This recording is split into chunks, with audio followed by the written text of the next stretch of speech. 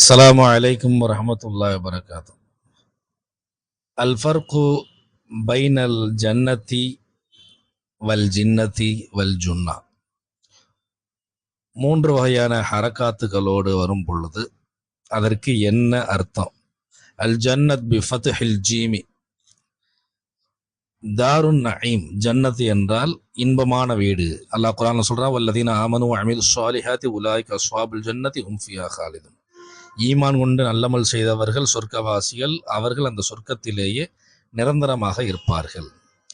ஜின்னத் கசர் வச்சு படிச்சா அஷ்ஷயாத்தீன் அல்லதி யுவஸ்விசு ஃபீ சுதூரின் நாஸி மினல் ஜின்னதி வன்னாஸ் என்று அல்லாஹ் சொல்கிறான். மோசலாட்டம் செய்யக்கூடிய நபர்கள் ஜின் இனத்திலும் ஷைத்தான் இனத்திலும் மனித இனத்திலும் இருக்கிறார்கள்.